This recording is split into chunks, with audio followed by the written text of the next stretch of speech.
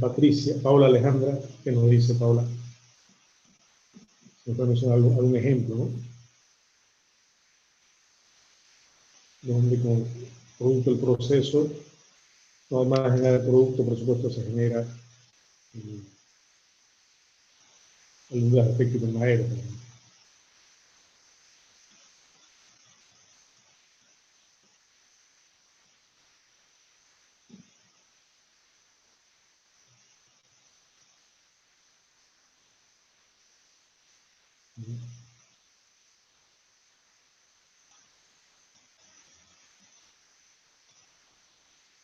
A ver, Eric está en línea.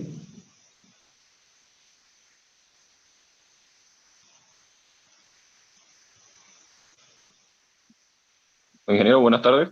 ¿Me escucha? Sí, ¿qué tal? Sí, ¿qué Sí, tal, Eric? ¿Cómo va? recién me conecté. Disculpe. Qué bueno. Sí, la pregunta es la siguiente, ¿no? Estamos viendo las emisiones gaseosas, ¿no? Los contaminantes atmosféricos. Decíamos, bueno, los vehículos generan gases de efecto invernadero por los caños de escape, ¿no? Con el tema de gasolina diésel, bueno, generan dióxido de carbono. Ahora, en algún ejemplo, en un proceso industrial donde también se genera el dióxido de carbono, ¿cuál podemos mencionar? Los procesos de combustión podrían ser, bueno, cualquier proceso de expresión que genere de combustión, ¿no? Imagino. Claro, bueno, si bien digamos la combustión es un proceso más que todo como una instalación auxiliar, ¿no? Para generar energía para las máquinas, ¿no? Pero ya el mismo proceso, el mismo maquinado, el mismo proceso de transformación, digamos, ¿no? Cuando transformamos ya la materia prima, los materiales ahí, ¿no? En qué Sí. obtención podemos tener dióxido de carbono.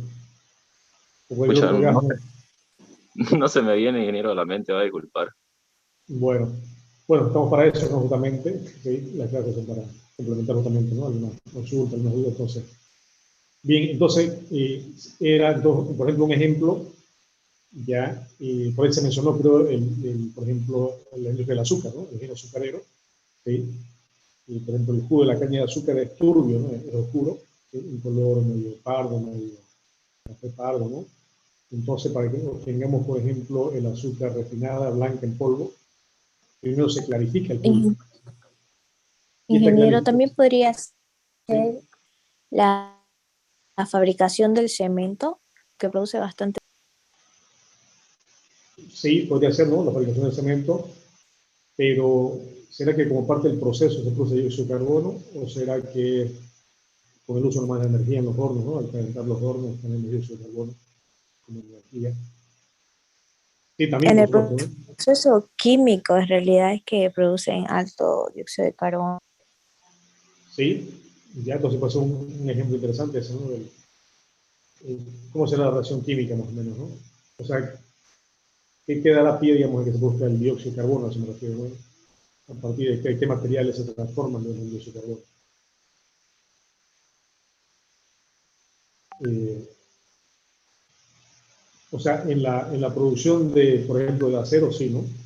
En la producción de acero, ¿no? Justamente se hace la combustión, sí, ¿no? Para que ese dióxido de carbono, digamos, se una con el hierro, ¿no? ¿Ya? En los altos hornos, ¿no?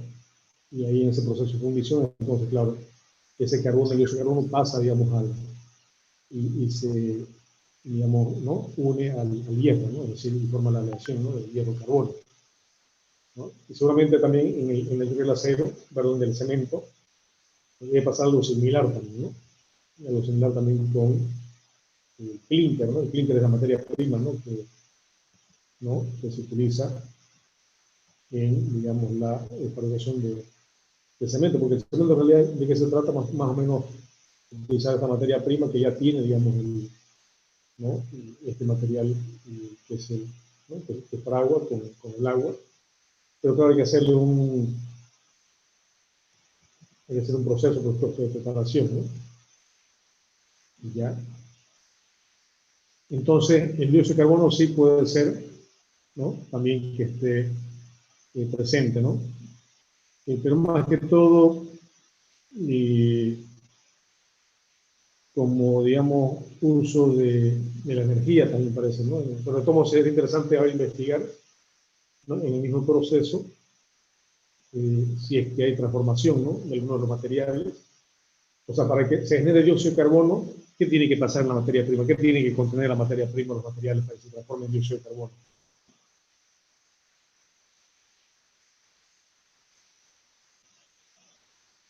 ¿No? Por supuesto que no sea la combustión, ¿no?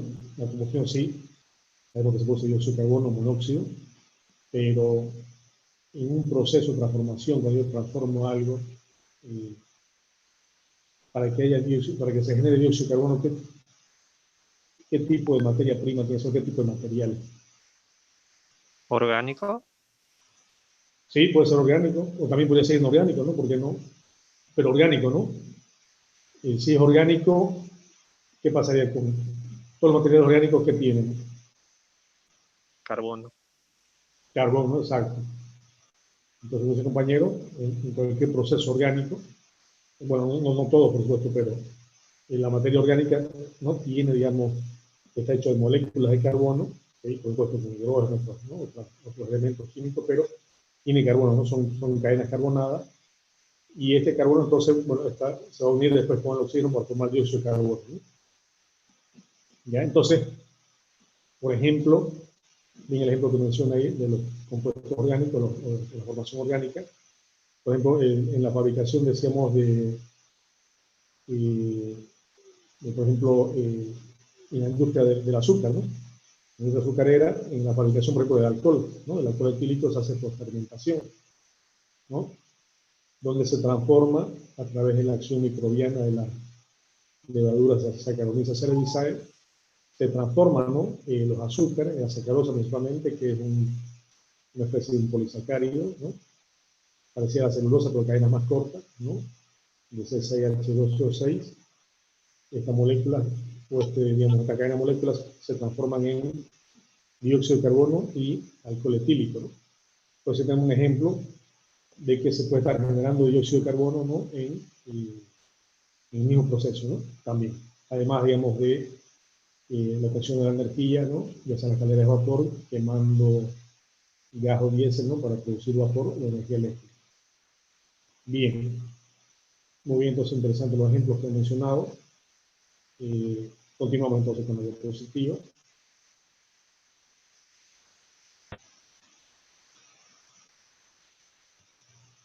Entonces, hay fuentes fijas, ¿no?, que no se mueven, como los procesos industriales, también las instalaciones fijas de combustión, como mencionábamos, el hecho de ¿no?, obtener energía a partir de quemar entonces el gas natural, el diésel, la gasolina, ¿no?, o la leña misma también, ¿no? Domésticos también, instalaciones de calefacción, ya en los domicilios.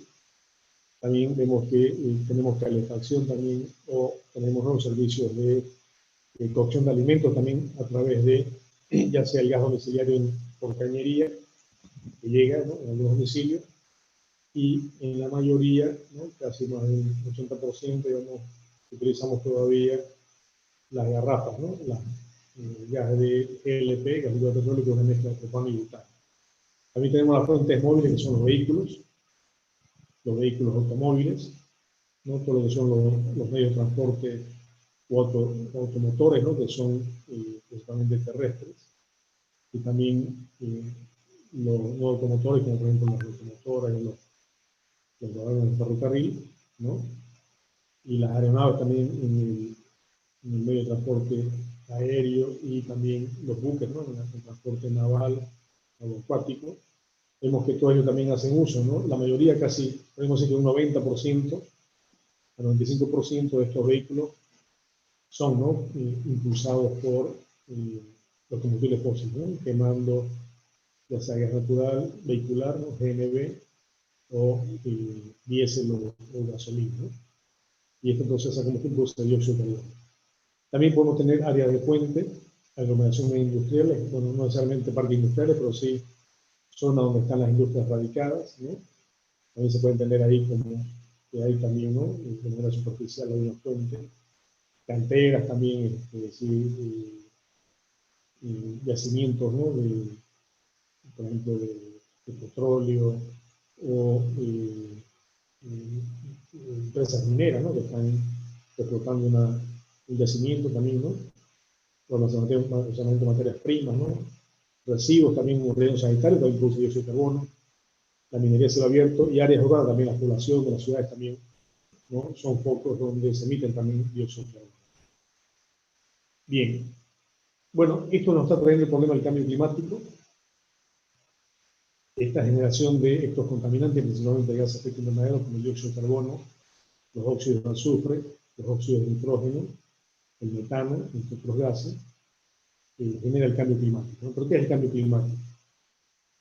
Bueno, el cambio climático, primero vemos cuáles son sus causas. Como es el cambio climático, son cambios en el clima, alteración del clima, ¿no? Es decir, el clima que tiene un comportamiento natural, lamentablemente está siendo alterado, ¿no? Por el hombre, ¿no? En relación con la naturaleza. ¿De qué manera? Bueno, la manera que genera el hombre, entonces, generando gases de efecto invernadero, ¿no? Es decir, con todas estas actividades que hemos visto, ¿no? Estas distintas fuentes fijas, móviles, ¿no? De superficie o de área también, y el hombre entonces, principalmente en el uso de la energía y en procesos industriales también, ¿no? Genera estos gases de efecto invernadero, ¿no? ¿Ya? Y estos gases de efecto invernadero entonces producen el efecto invernadero, ¿no? El efecto invernadero es el hecho de que estos gases se posicionan en la atmósfera y actúan como un escudo, ¿no? Actúan como un escudo impidiendo que la radiación solar ingresa, ¿no? A la Tierra, digamos, se refleja, por supuesto, en la superficie, en el agua, en la tierra y también en la atmósfera la refleja, pero no permite que luego que se refleje, no permite que esta radiación nuevamente salga al espacio y se disipe, sino que se retiene una gran cantidad de esta radiación dentro del planeta, ¿no? Y produce ese efecto invernadero. ¿Qué es el efecto invernadero? Es el hecho de, entonces, acumular calor, ¿no? Entonces se acumula calor en el planeta y esto está produciendo entonces un incremento de la temperatura en el planeta, ¿no? El calentamiento global. Se estima que ya lamentablemente hemos superado el grado centígrado, ¿no? Después de la revolución industrial, allá por el año 1700, fines de 1700, ya hasta nuestros días ya no hemos alcanzado más de 1 grado centígrado de incremento en promedio. Y si seguimos a este ritmo, ¿no? La misma ONU, la Organización de las Naciones Unidas nos ha ya prevenido que en 2025 vamos a superar el 1,5 grados, ¿no? Lo que va, digamos, acelerando y va haciendo más crítico el problema. Y si seguimos a este ritmo, ya en el 2030 inclusive podemos superar los 2 grados centígrados, que sería ya bastante catastrófico. Entonces, las acciones tienen que ser inmediatas, ¿no? Para evitar justamente esto, ¿no? Generar los gases de efecto invernadero para evitar el calentamiento global, que es el incremento de la temperatura a nivel global en todo el planeta. Y si se incrementa la temperatura, pues nosotros tenemos cambios en el clima, ¿no? Y es lo que vemos, ¿no? Hay veces que no llueve, hay una sequía extrema, ¿no? En lugares donde llovía, y de pronto llueve de golpe en ese momento y se inunda todo, ¿no? Es decir, hay un desequilibrio en el clima también, ¿no? O hay, ¿no? De repente inviernos que son muy calurosos, o veranos que son más fríos, o inviernos extremadamente fríos, ¿no? O muy secos, ¿no? Entonces, vemos que hay digamos, una variación, ¿no? Bastante, digamos, marcada y extrema, ¿no? Con el clima. Entonces, esas son las causas del cambio climático, ¿no? A partir del hombre con la naturaleza, en el sentido de, al aprovechar los recursos, entonces generamos estos gases de efecto invernadero. De otra manera, entonces, el efecto invernadero, si bien, ¿no? El efecto invernadero es imprescindible para la Tierra, pero el efecto invernadero natural, ¿no? Estos gases de dióxido de carbono, metano, siempre han existido en la atmósfera, y más bien ha permitido que la atmósfera sea más cálida, ¿no? Que el planeta sea más cálido. ¿Por qué? Porque los volcanes, ¿no? Cuando emanan gases y partículas, los volcanes emanan también estos gases de efecto invernadero, principalmente óxido de azufre, ¿no? Dióxido de carbono también, ¿no? Y bueno, y ahí entonces vemos que ¿no? La temperatura un poco más caliente. Si no hubiesen por este efecto invernadero, por ejemplo, nuestro planeta tendría que ser tal vez estar en los menos 5 grados centígrados, ¿no? Y por supuesto en esa temperatura la vida no se hubiese desarrollado tanto como en estas condiciones de una temperatura, ¿no? Digamos, aceptable de unos, en promedio de repente de entre 15 y 25 grados centígrados por dentro del planeta, ¿no? Pero claro, nosotros con nuestra actividad antrópica estamos generando dióxido de carbono de más, ¿no? Y como hemos dicho, casi en 100 años, en menos de 100 años, un poquito más, realmente hemos superado estas concentraciones naturales y por supuesto hemos alterado el clima de manera drástica, ¿no? De manera crítica. Por calentamiento global, ¿no? El exceso de dióxido de carbono hace que se incremente la temperatura y esto genera entonces el cambio climático, ¿no? Cambio en el clima,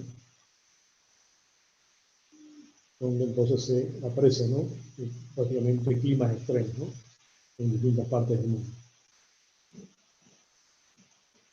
Bueno, como mencionábamos, viéndolo gráficamente, ya el efecto invernadero y el cambio climático son entonces parte de un mismo proceso, que están, ¿no? Bastante bien relacionados, íntimamente relacionados.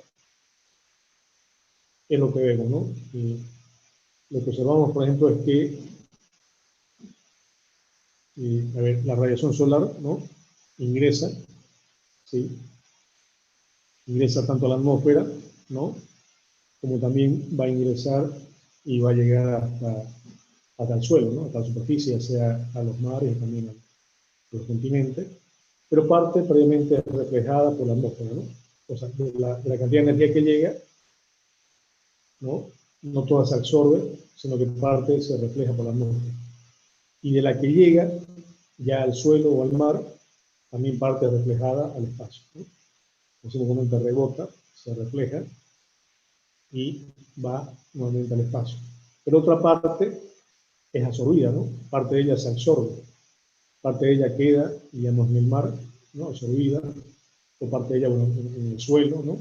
En la tierra, y también parte de ella queda también, digamos, absorbida en la misma atmósfera, ¿no?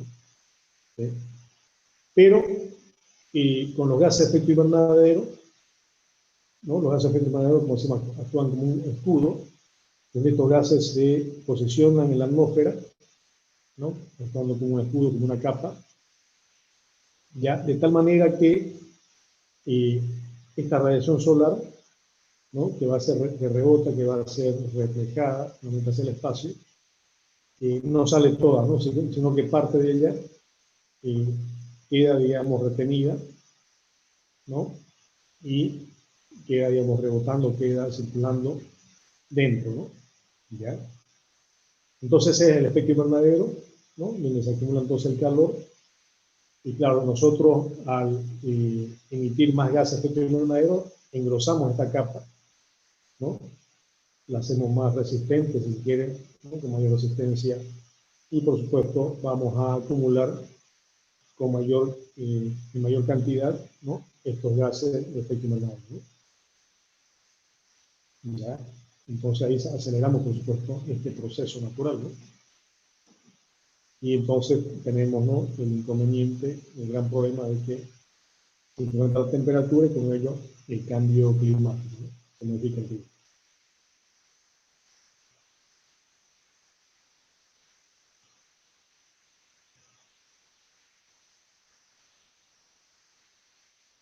Bien. ¿Cuáles son las consecuencias y previsiones de este problema ambiental, ¿no? Global, como es el cambio climático? Bueno, decíamos el aumento de las temperaturas, es una de las consecuencias directas, ¿no? Y esto entonces va a ocasionar ya como cambio climático, por ejemplo, el deshielo de los polos, ¿no? El deshielo de los cuerpos de hielo, principalmente de los polos, donde se funde, ¿no? Se va a derretir, entonces hay una pérdida de la masa de hielo en el planeta.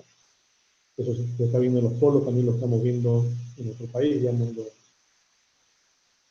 sí, nosotros no estamos en los polos, pero igual no en los cuerpos de hielo, como son, por ejemplo, los glaciares en los picos de las montañas, como el caso acá, por ejemplo, de Chacaltaya, ¿no? Chacaltaya está en La Paz, en una montaña, obviamente, tiene una buena altura, y que antes del calentamiento global tenía hielo, ¿no? Y era una pista de esquí internacional, donde había mucho turismo, ¿no? Pero ahora prácticamente no queda nada de hielo, ¿no? Entonces, como decimos, comenta, ha quedado pelado el cerro, digamos, ¿no? Solamente con, digamos, rocas, no hielo. Y por supuesto ya no se puede esquiar, ¿no? Bueno, ojalá pueda ser un único problema, sino que el más grave problema es que este hielo, ¿no?, ha generado un ecosistema durante miles de años, ¿no?, millones de años, ahí en la punta o en esa zona. Y por supuesto ahí han convivido también algunas especies, ¿no?, de plantas, de animales, en estas condiciones, ¿no? Se ven condiciones un poquito extremas, ¿no?, con el hielo, pero igual se ha desarrollado ahí un ecosistema. Y también lo que es peor es que, bueno, y también al desaparecer este hielo, desaparece este ecosistema y desaparecen también esas especies, ¿no?, de flora y fauna, ¿no?, extinguen, ¿no? Y también vemos que el deshielo gradual, digamos, de estos cuerpos de hielo, de manera lenta, ¿no?, de manera paulatina, va formando pequeñas acequias, pequeñas torrentillas, ¿no?, pequeños hilos que decimos momento de agua, y estos pues se van reuniendo ya en acequias, en riachuelos, ¿no?, en arroyos, en ríos, ¿no?, y al final también esto permite, ¿no?, formar los ríos y de esa manera también, ¿no?, proveer de agua a las poblaciones, ¿no?, y también al ecosistema, a otros ecosistemas. Entonces, un tema bastante crítico, y ya lo hemos visto, ¿no? Legimani, porque también otra campaña, digamos, bastante emblemática en La Paz, que también, si analizamos la foto de hace 40 años, la comparamos con la foto de ahora, por supuesto se ha reducido también la superficie de hielo, y tal vez así que llevan hace unos años, ¿no?, La Paz tuvo una crisis también de agua, y Oruro también Potosí, ¿no?, faltaba agua y no había agua para proveer a la población. Entonces, ahí vemos, ¿no?, un sinnúmero de problemáticas entonces que se presentan, ¿no?, con el cambio climático. Bueno, y el hielo de los polos no solamente que se pierde la masa del hielo, sino que esa agua, ese hielo que se transforma en líquido, se va al mar también, ¿no?, y aumenta el nivel del mar también, ¿no? Ya se incrementa también el nivel del mar, ¿no? Y esto, por eso también es peligroso, porque también vemos que en la costa, ¿no?, conviven ahí sistemas, digamos, de ecosistemas que son a su vez de agua dulce y agua salada, ¿no? Son sistemas que también se pueden llamar como interfase, ¿no?, que a su vez es un sistema también donde está, ¿no?, en ese rango, digamos, en esa, digamos, duplicidad, ¿no?, entre un sistema marino y un sistema terrestre. Y hay también muchas especies han prosperado, y claro, cuando se inunda esto, cuando sube el nivel del mar va a inundar, digamos, estas zonas costeras, y lo va a transformar lentamente en un sistema salado, de agua salada, y entonces con ello también la destrucción de todos estos ecosistemas, ¿no? Y también la salinización, también, ¿por qué no?, de los cuerpos de agua dulce, también que van a ver por ahí. Y también hay poblaciones, ¿no? Fíjense que hay muchas poblaciones, muchas ciudades también que están en la costa y que van a ser inundadas, ¿no? Si bien no hay un tsunami con una ola gigante, tal vez con mucha energía, ¿verdad?, tal vez de 10 metros de alto, 20 metros, ¿no?, que va a golpear, pero sí, paulatinamente va subiendo el nivel del agua y esto va ya ocupando, ¿no?, la superficie de la ciudad costera. Ahorita el caso, porque muchas islas ya en el Pacífico están sufriendo este problema, y las pequeñas, ¿no?, están siendo inundadas, probablemente van a desaparecer. Y también los Países Bajos, ¿no?, justamente los Países Bajos como Holanda, que están al norte de Europa, se llaman Países Bajos porque claro, su territorio está más o menos 10 metros sobre el nivel del mar, entonces esto es preocupante, ¿no? Y el éxodo masivo también implicaría, ¿no?, de trabajar las ciudades a otro lado, a tierra adentro, ¿no?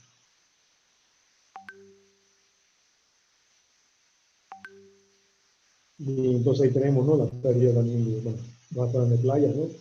Pero en realidad como sinónimo, entonces pérdida de playas como sinónimo de el ingreso del mar, ¿no?, hacia la superficie de la tierra, y entonces inundar la zona costera principalmente, ¿no?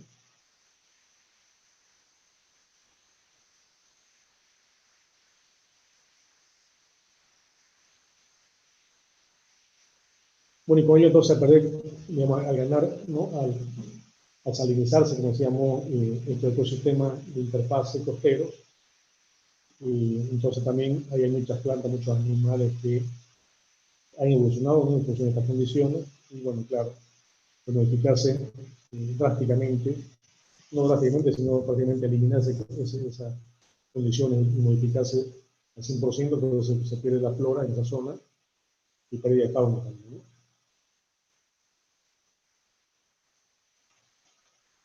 Bueno, también el calentamiento global, el cambio climático también contribuye a la desertización, ¿no? Es decir, este cambio climático en la zona donde llovía ya no llueve, y por supuesto la humedad es uno de los requisitos fundamentales, ¿no?, para que el suelo sea fértil. Y también entonces empieza a perder la capa orgánica del suelo, y con el viento esa capa orgánica empieza a dispersarse, se retira, digamos, de la superficie del suelo, y bueno, queda solamente el suelo, no solamente la parte inorgánica, y con eso tampoco hacemos que sea fértil el suelo, ¿no? El suelo necesita también de la parte inorgánica, que son los minerales, pero también ese sustrato orgánico, ¿no?, que le va a dar también humedad, le va a dar nutrientes también, ¿no?, para que las plantas y los animales sigan reproduciéndose.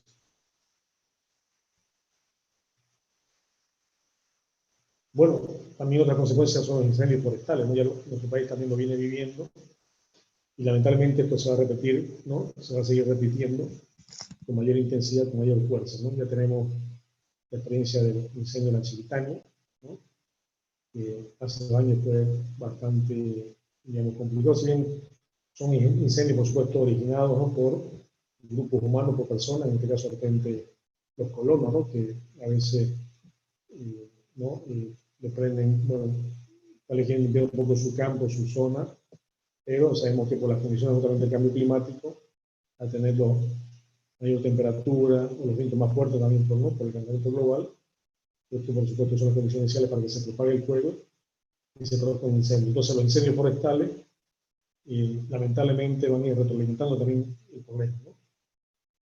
En nuestro país también es un gran problema, ¿no? No solamente en Santa Cruz, sino en otras partes del país, en Tarija, en Cochabamba, en todos lados, ¿no? Vemos en el Amazonas también, en Brasil, ¿no?, que tenemos este problema, y también en muchas otras zonas, ¿no? En Europa también se queman mucho, hay muchos incendios forestales, en Estados Unidos, en la zona de California, y eso justamente alimentado por el cambio climático, ¿no?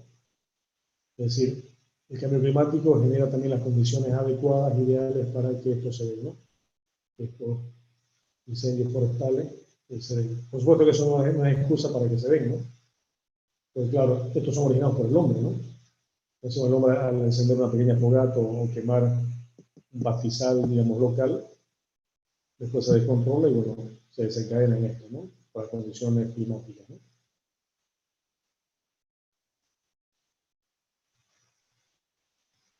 Bien, entonces este problema lo venimos viendo, ¿no? Cómo se observa esto el calentamiento global y el cambio climático, lo venimos observando con los satélites de la NASA. Los satélites, tenemos satélites que miden el clima, que van, ¿no?, haciendo observaciones de la temperatura, del clima, todas las condiciones climatológicas, como la temperatura, ¿no?, la presión atmosférica, la humedad relativa del aire. Entonces, ahí ya se han recogido estos datos históricos, donde justamente vemos que desde casi los principios de la revolución industrial, ¿no?, a fines de 1700, principios de 1800, hasta nuestros días más o menos, podemos observar acá, ¿no?, como la temperatura promedio, ¿no?, en la superficie, es cómo ha ido variando, ¿no? Si bien de manera tal vez, ¿no?, cíclica, sube, baja, ¿no?, pero a la larga la tendencia es a incrementarse, ¿no? Si nosotros hiciéramos una línea de tendencia acá, ¿no?, con algún tipo de regresión lineal o cualquier otro método, vamos a ver, ¿no?, que se presenta una línea de tendencia creciente, ¿no? ¿Sí? ¿Ya? Y más o menos entonces vemos que, como decíamos al principio de la revolución industrial, teníamos que era, ¿no?, de 13,5 grados centígrados el promedio global en la temperatura, y actualmente estamos en 14,5, ¿no? Y esto es muy peligroso. Está bien, 1 grado centígrado de repente, en promedio, ¿no?, pero en una zona de repente se incrementa a 3 o 4 grados, en otra tal vez disminuye 1 grado, ¿no?, pero en promedio tenemos un incremento sustancial, ¿no?, la temperatura, y esto es lo que produce realmente cambios, ¿no? Drásticos, ¿no? Y que no van a afectar también seriamente. Otro indicador también para ver esto del cambio climático, el calentamiento global, es el nivel del mar también, ¿no? Fíjense cómo el nivel del mar, si usamos una línea, digamos, de tendencia lineal, también, ¿no? Es creciente, ¿sí? Es creciente y vemos que, ¿no? Más o menos en esto, de la evolución de hasta nuestros días, podemos observar, ¿no? Que se ha incrementado el nivel del mar más o menos en unos 200 milímetros, ¿no? Sí, que son 20 centímetros, ¿no? Pero si seguimos así, de repente se podría incrementar hasta 1 metro, ¿no? De altura que va a crecer el mar, ¿no? Y otro indicador es la cubierta de nieve, ¿no? Es decir, la superficie de nieve que cubre el hemisferio norte, el polo norte. Y aquí vemos también, ¿no? Que si bien hay el momento en que sube y baja, pero más es lo que baja que lo que sube, ¿no? ¿Sí? Y ahí también podemos, ¿no? Observar también una línea de tendencia lineal, una tendencia lineal también descendente, ¿no? En cuanto a la pérdida de masa de hielo, ¿no? Que se puede ver de manera superficial. Por acá podemos ver ya que hemos tenido una pérdida, ¿no? Inicialmente, antes de la revolución industrial, más o menos se ha perdido, eran 40 millones de kilómetros cuadrados, y actualmente se ha llegado a los 32 millones cuadrados, ¿no? De kilómetros cuadrados. ¿Cuánto hemos perdido en el polo norte?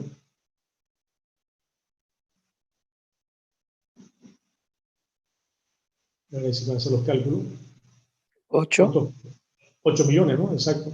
Sí, así es, 8 millones, ¿no? Porque teníamos 40 menos 32. Como te dice, son 8 millones, ¿no? Y Alexander. Que no es poca cosa, ¿no? ¿Cuántos kilómetros cuadrados tiene nuestro territorio, Bolivia? ¿Cuántos kilómetros cuadrados tiene en superficie? 1.098.581 kilómetros cuadrados. Exacto, ¿no? 1.098.000 más o menos, ¿no? Como usted dice. Entonces, si hemos perdido 8, más o menos, aproximadamente se ha perdido 8 veces, ¿no? La superficie de Bolivia, ¿no? Que no es poca cantidad, ¿no? ¿Sí? ¿Se imaginan eso en los últimos 100, 150 años, ¿no? Toda esa masa de hielo que se ha perdido, se ha derretido, no se ha fundido. Una parte se habrá evaporado, pero la mayoría de la parte, casi un 90% se habrá ido al mar, ¿no? Y ahí entonces que se eleva también, ¿no? El nivel del mar. Y eso no solamente es ese no solamente es el efecto que se eleve el nivel del mar, sino que también esto modifica también las corrientes de agua en el mar, ¿sí? Porque hay varias zonas que son más frías, ¿no? Que eran más calientes, se hacen más frías en el mar, y eso también modifica, ¿no? Modifica también, porque claro, el mar también, así como los ríos, bueno, si bien los ríos se mueven por un gradiente hidráulico de gravedad, ¿no? De niveles más altos a niveles más bajos, digamos, en cuanto a altitud, ¿sí? Así se mueve, por supuesto, ¿no? Esa es la fuerza impulsora, ¿no? De un río. Y en el mar, más que todo por convección, ¿no? Por diferencia de temperatura, también hay corrientes marinas, submarinas, ¿no? Así como los ríos también, pero por diferencia de temperatura. Entonces, al modificar también la temperatura, ¿no? Al modificar la temperatura del mar en alguna zona, por supuesto, esto es como cintas transportadoras, ¿no? Que van, digamos, haciendo circular el calor y los nutrientes, estas corrientes submarinas, entonces se van a ver también modificadas seriamente, ¿no? Piensa Europa, por ejemplo, ¿no? Europa en realidad debería ser más fría de lo que es actualmente, por lo menos el norte de Europa, o toda Europa, ¿no? Pero gracias a que en el norte hay estas corrientes, digamos, calientes, si quieren poner el término, ¿no? Hace entonces de que, de alguna manera, eso regule un poco más el clima en Europa, ¿no? Pero con el calentamiento global, por ejemplo, ¿no? Al derretirse el agua de los polos norte, y esto enfría más esa zona, digamos, del mar Báltico, si se quiere, ese mar que está al norte de Europa, y entonces ya se ralentiza justamente este intercambio de calor, y Europa puede, por ejemplo, enfriarse mucho más y más bien cubrirse de hielo, ¿no? Entrar en una especie de una microera glacial. Entonces, ¿qué parecería que el calentamiento global nos va a hacer, de repente, ¿no? Sufrir de calor, pero también puede generar también el otro extremo, ¿no? De generar mucho frío, ¿no? Mucho hielo en otras zonas, ¿no? Tal vez en la zona del Ecuador, ¿no? En la parte media del planeta, sí, ahí se va a sentir, ¿no? Bastante calor. pero en esta zona también se puede ver un enfriamiento también bastante severo, ¿no? Muy bien, entonces ahí vemos, ¿no? Estas mediciones también que son estadísticas, que esto es lo que nos dice entonces que nos está hablando de que el calentamiento global, el cambio climático es un problema serio. Debemos resolverlo ya, ¿no? No tenemos tiempo, fíjense, hasta el 2025, en realidad tenemos el tiempo, ¿no? Y el último plazo sería el 2030, ¿no? ¿Por qué? ¿Por qué 2030? Porque si no evitamos estos gases de efecto invernadero de generarlo, por más que nosotros ya nos generemos en 2031, 2035, el planeta Tierra de por sí va a seguir reforzando de manera natural el calentamiento global, ¿no? O el cambio climático. Y eso, bueno, ya va a ser un proceso natural que ya nosotros no podemos interferir en ello, porque claro, ¿no? Los procesos naturales no, así como la ley de la gravedad es algo natural, no, que no podemos nosotros, ¿no? Digamos, afectarla. Podemos utilizarla, por supuesto, a favor o en contra, pero no podemos modificar la ley de la gravedad, ¿no? Es una ley, ¿no? Ya entonces lo mismo también, las leyes naturales, la naturaleza también puede seguir reforzando esto de manera negativa y, por supuesto, hacer todavía más catastrófica la situación, ¿no? Digo catastrófica porque en realidad estamos ya sufriendo una catástrofe, ¿no? Una crisis ambiental, primero con la extinción de especies, ¿no? La cantidad de extinción y deforestación que se tiene, ¿no? Y de contaminación también ambiental. Bueno, aquí tenemos un mapa global, donde ya por áreas, ¿no? Por zona, acá podemos analizar, por ejemplo, este espectro de colores, ¿no? Este espectro paleta, como queramos llamarle, ¿no? Aquí podemos ver, ¿no? Que tenemos distintos colores, ¿no? En celeste son zonas que han disminuido la temperatura en menos 1 grado centígrado, ¿no? En verde, que se ha aumentado a 0,2 grados centígrados, en naranja se ha aumentado hasta 1 grado, en color durazno, digamos, rosado 2 grados, y en rojo hasta 3,5 grados, ¿no? Entonces ahí podemos observar, ¿no? Algunas zonas que tienen estas diferencias de incremento, porque en definitiva, si vemos en promedio, ya hemos pasado el grado centígrado, ¿no? A nivel global. Como les comentaba, Europa, ¿no? Fíjense al norte de Europa, ¿sí? En el mar, ¿no? Ha habido una disminución casi de 1 grado centígrado, ¿no? Lo que esto puede entonces por el derretimiento de los polos, ¿no? Es decir, este derretimiento de los hielos se está yendo al mar y esto está enfriando entonces el mar, ¿no? ¿Sí? Está enfriando el mar y entonces puede más bien esto retroalimentar más el problema del incremento y después hacer que Europa se congele, por ejemplo. ¿Ya? Pero vemos, ¿no? Que Europa igual se ha incrementado 1 grado centígrado, ¿no? Perdón, 2 grados centígrados también se ha incrementado Europa, ¿no? Sudamérica, nosotros, nuestro país, por ejemplo, acá, estamos también en naranja, ¿no? Donde nos hemos incrementado 1 grado centígrado también, ¿no? En promedio, ¿sí? Hay otras zonas como esta de acá, también entre Canadá y Rusia, también en el Polo Norte, que lo ha hecho más o menos en 3,5 grados centígrados se ha incrementado, ¿no? Y de ahí también el derretimiento de los polos. Y en el hemisferio sur, también en el Polo Sur, ¿no?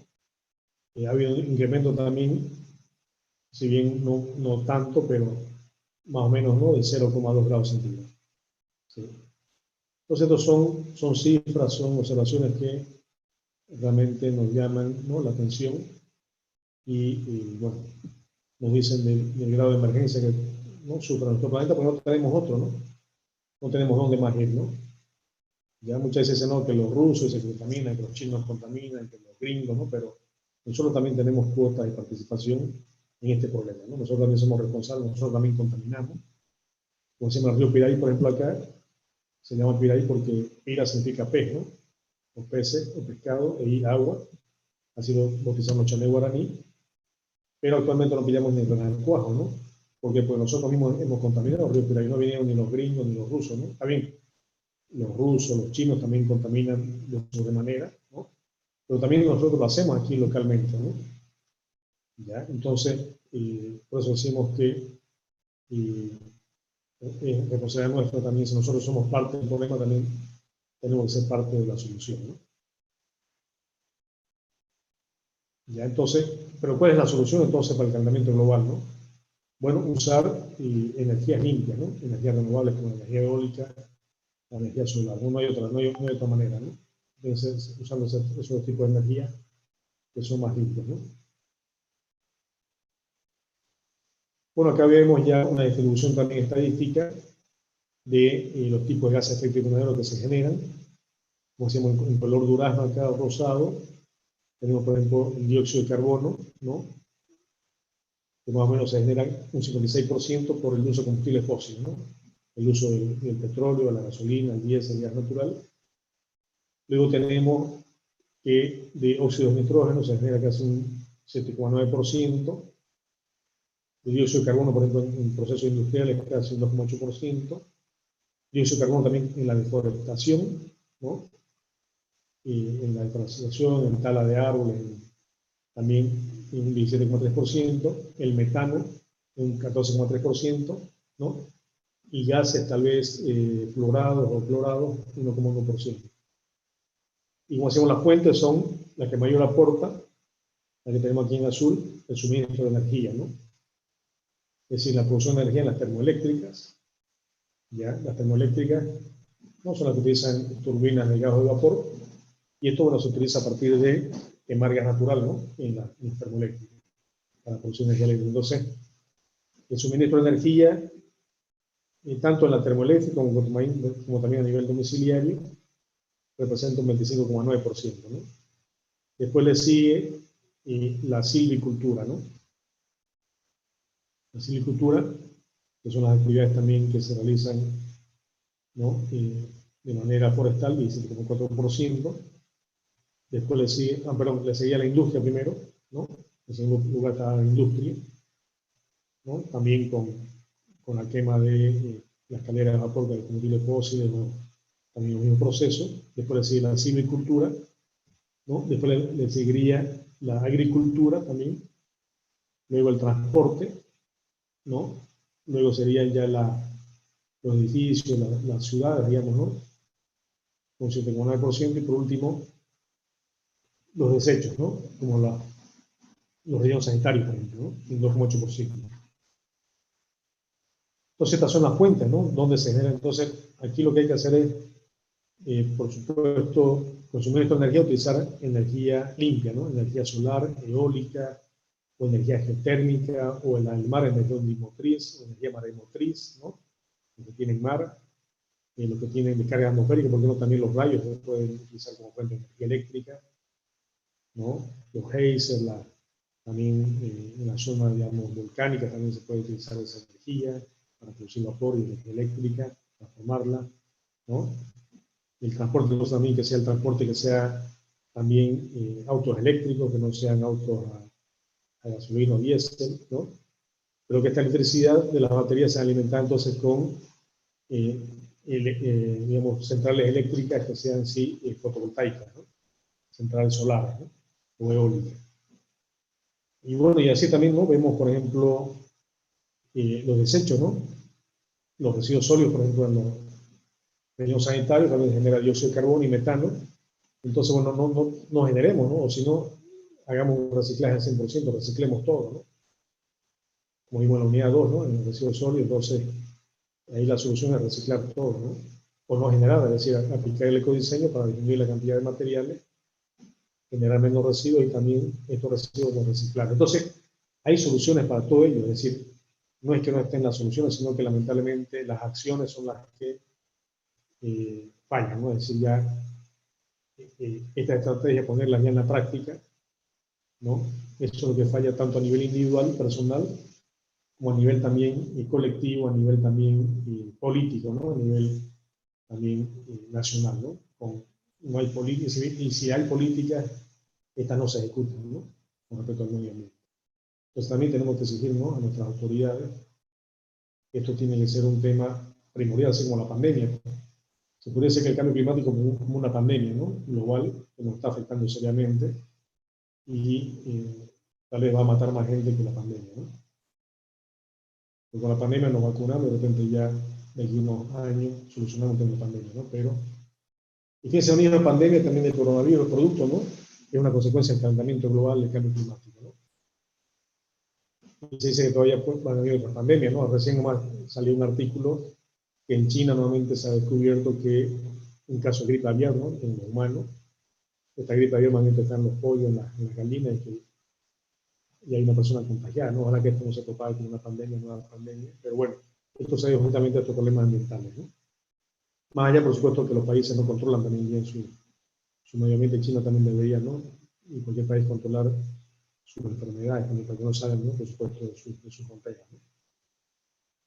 Pero bueno, así es la realidad, ¿no? Y en definitiva, los responsables somos nosotros mismos, ¿no? O sea, todo esto está generado por nosotros mismos, los humanos, ¿no?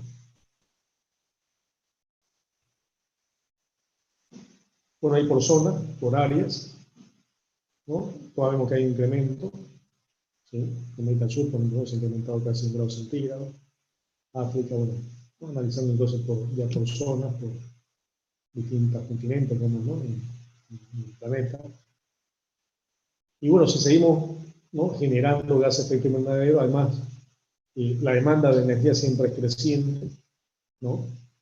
Fíjense la India, por ejemplo, que tiene también 1.500 millones de habitantes, también, ¿no? Prácticamente no tiene energía eléctrica, casi toda su población. ¿Se imaginan ustedes dotar de energía eléctrica a 1.500 millones de habitantes? Sería un gran efecto, también aportar mucho al efecto invernadero, si es que si lo hacemos con combustibles fósiles, ¿no? Entonces también, ¿no? Es un tema. Pero si seguimos a este ritmo, si no hacemos nada, y si no cambiamos drásticamente, podemos llegar ya hasta fines de este siglo, en 2029, a tener incremento inclusive hasta 7 grados, ¿no? Es decir, a 7 grados prácticamente ya no habría hielo en los polos, ¿no? En el polo norte, y nosotros, por ejemplo, estuviésemos casi ya pisando los 5 grados, ¿no? De incremento de temperatura en promedio, ¿no? Entonces esto nos tiene que llamar, digamos, bastante a la reflexión, más que a la reflexión, a la acción, ¿no? A la acción inmediata, ¿no? De manera coordinada, de generar, digamos, inclusive un movimiento, un activismo, ¿no? Por respecto de nuestra propia subsistencia, ¿no? Y no nuestra, sino en realidad de todos, ¿no? Así como la pandemia está afectando a todos, ¿no? A todos los países, también esto no reconoce fronteras, ¿no? Los problemas ambientales, el calentamiento global, el cambio climático. Entonces, debemos unirnos también todos, así como ahora estamos, ¿no? Si bien en lo local cada uno luchando con la pandemia, pero por supuesto un esfuerzo también mancomunado, ¿no? A nivel global, coordinado, entonces también tiene que ser así, ¿no? Tiene que ser así también con el calentamiento global. Bueno, ¿qué pasa si esta temperatura se incrementa? Por ejemplo, en el tema del agua, ¿no?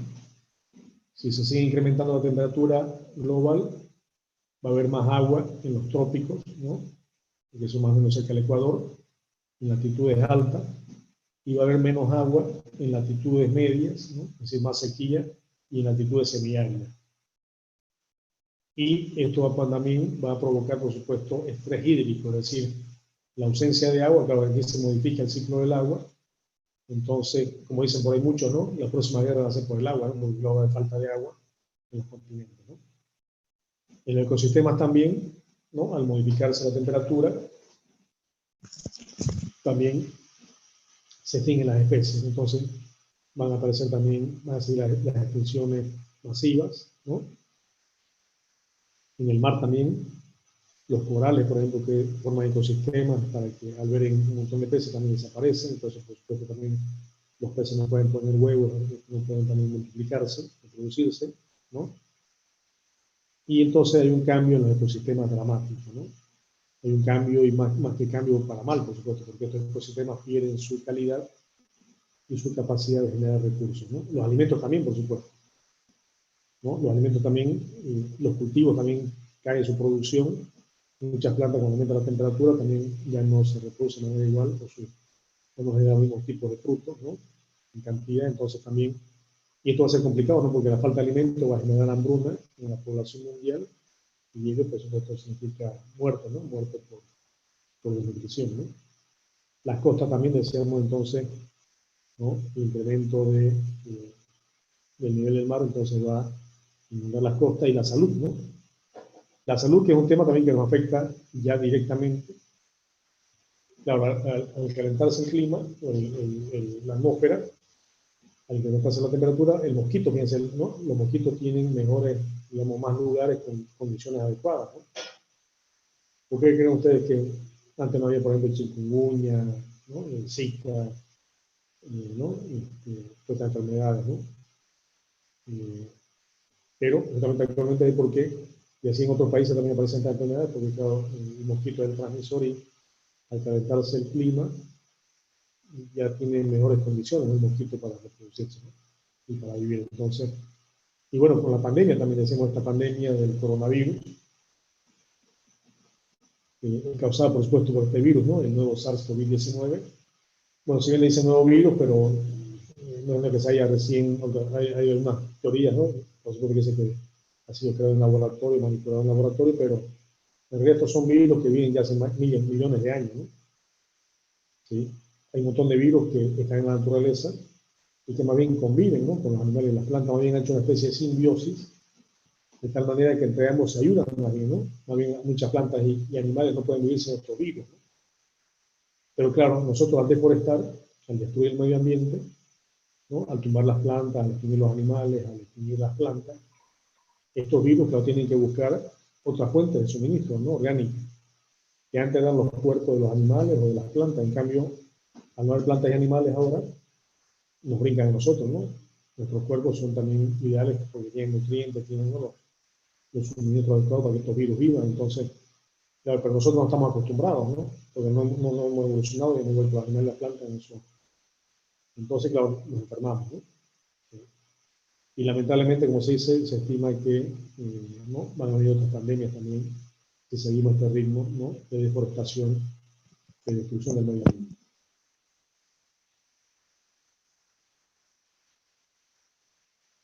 Bueno, ya estuvimos mencionando las medidas para evitar el cambio climático. Si bien, bueno, deseamos no usar combustibles fósiles, ¿no? Usar energías limpias, como energía solar, eólica, energía bimotriz, maremotriz, incluso podría ser también, bueno, en menor medida ser la energía hidráulica, ¿no? De los ríos, también la energía de la carga atmosférica, ¿no? Pero vemos que la comunidad internacional, es decir, los países, han estado haciendo esfuerzos, ¿no? Desde mucho antes, inclusive de Río de Janeiro en el 92, siempre se han estado reuniendo, haciendo convenios, pero que lamentablemente esto queda solamente en intenciones, ¿no? En buenas intenciones. Igual que la ONU, fíjense, la ONU, ¿no? Dice no, que no al hambre, no a la pobreza, ¿no? Que no a la, digamos, que los derechos humanos no se cumplan, pero en la práctica lamentablemente no se hacen así acciones verdaderas, ¿no? Igual con el medio ambiente, ¿no? La ONU también dice no, los países dicen no, que no hay que contaminar, que hay que tener un medio ambiente, ¿no? Saludable, pero en la práctica vemos que no se hace lo adecuado, no se hace lo que corresponde, ¿no? Entonces de ahí donde los problemas de pobreza, los problemas económicos, sociales y ambientales, por supuesto, ¿no? Y no es que las soluciones no estén dadas, es decir, las soluciones están dadas, pero estas no se aplican, ¿no? Como deben ser. Bueno, otro esfuerzo fue el protocolo de Kioto, por ejemplo, ¿no? Que justamente fue un protocolo donde se unieron varios países, casi todos, en Japón, ¿no? Pero algunos, por supuesto, no firmaron, podemos decir que casi, la mayoría no firmaron, fíjense acá en rojo, ¿no? Son los países que sí estaban de acuerdo, pero que no se suscribieron, ¿no? Entre nuestro país, ¿no? Nuestro país no se suscribió, digamos, ¿no? En verde, bueno, solamente estaría Canadá, Estados Unidos tampoco lo hizo, China ni Rusia, ¿no? Solamente algunos países del norte de Europa, europeos y también Australia y Canadá, ¿no? Entonces, claro, vemos entonces que es muy bonito los discursos, ¿no? Políticos, ¿no? Que el medio ambiente, que la madre tierra, ¿no? Pero en la práctica, lamentablemente, priman los intereses tal vez políticos, personales, y no realmente, ¿no? La vida misma.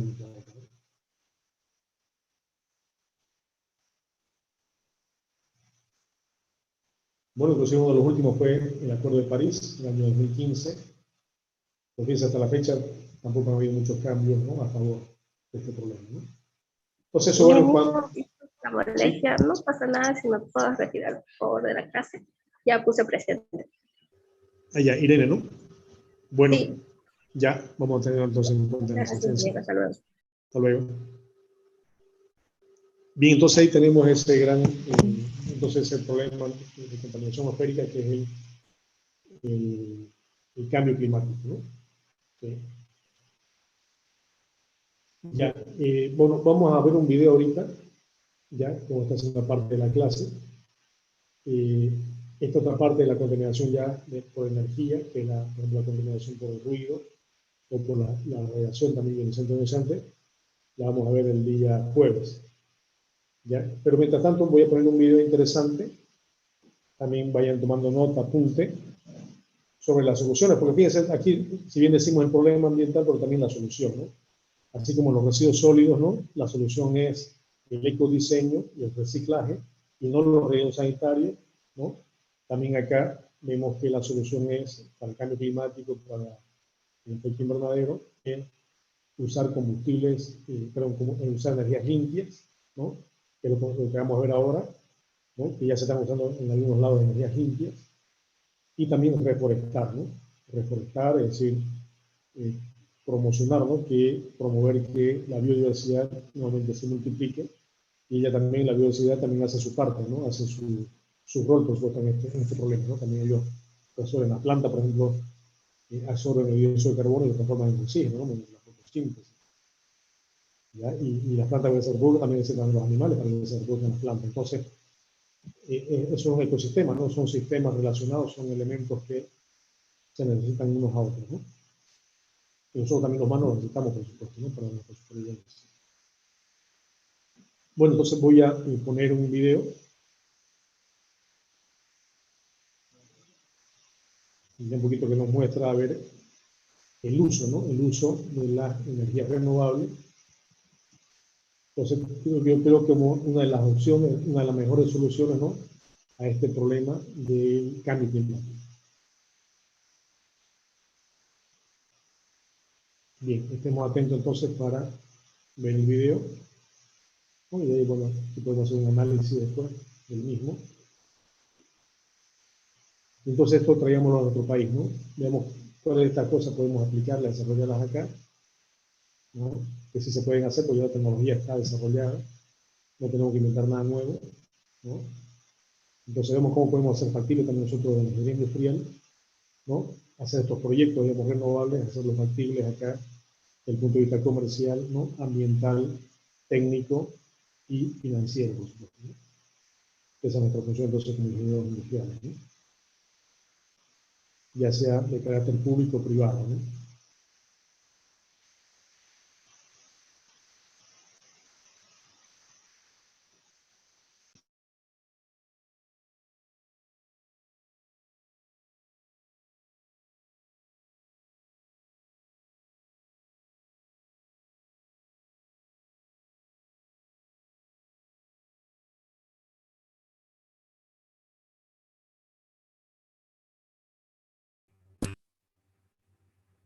O sea, atento, vamos a empezar enseguida.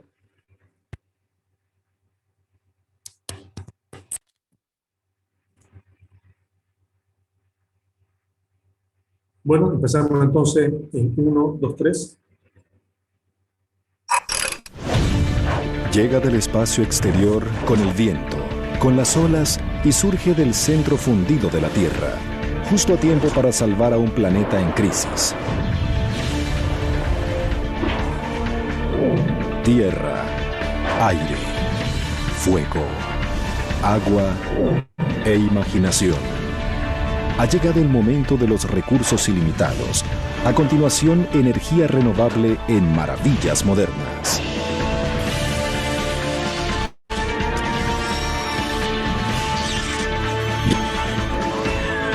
Maravillas Modernas.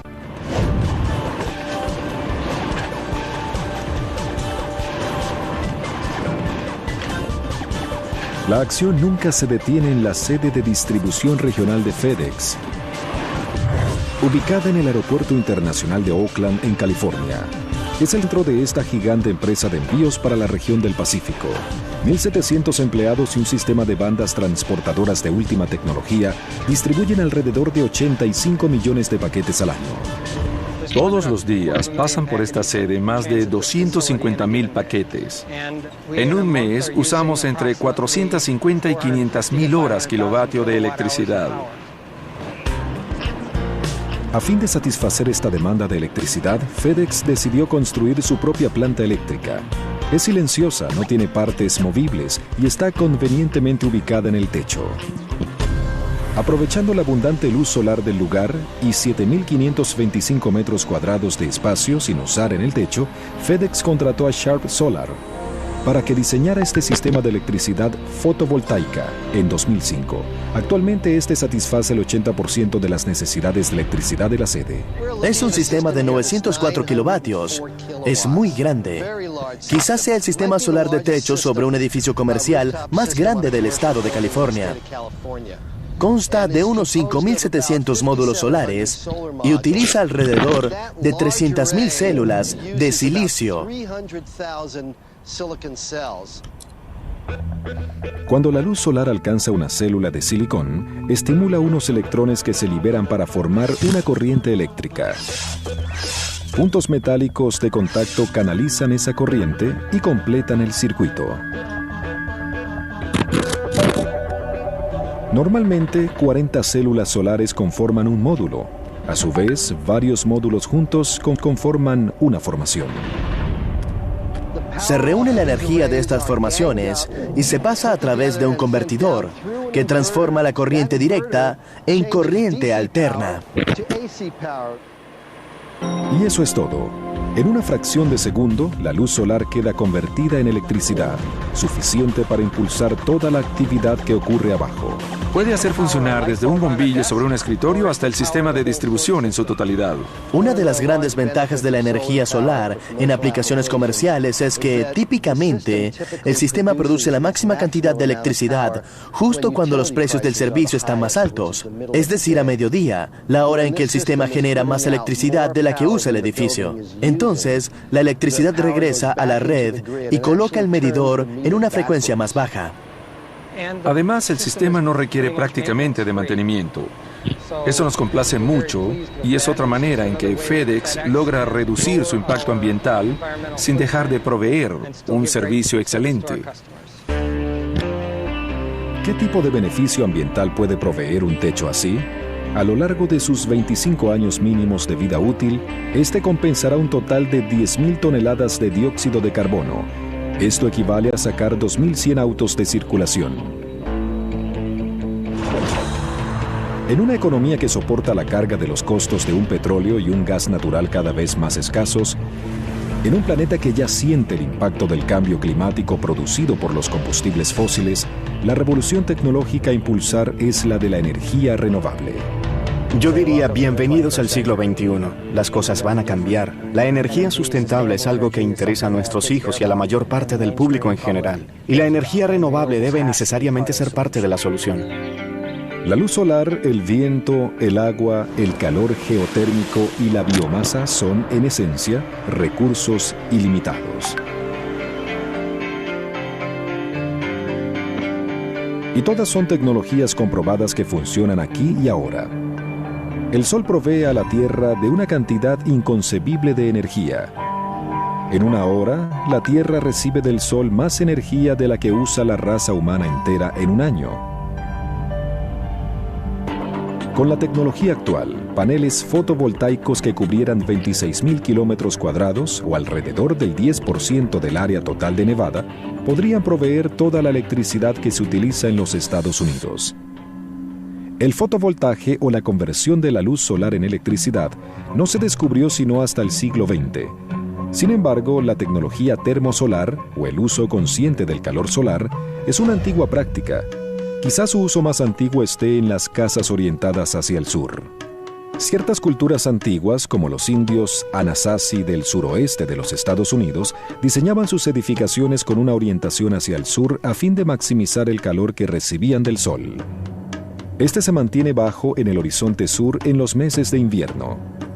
En verano, cuando el sol está en lo más alto, el acantilado que se elevaba detrás de las casas proveía una refrescante sombra. Este sigue siendo un diseño común en la actualidad. Los griegos construyeron ciudades enteras posicionando las calles de manera que cada casa pudiera aprovechar la luz solar durante el invierno y evitarla en verano.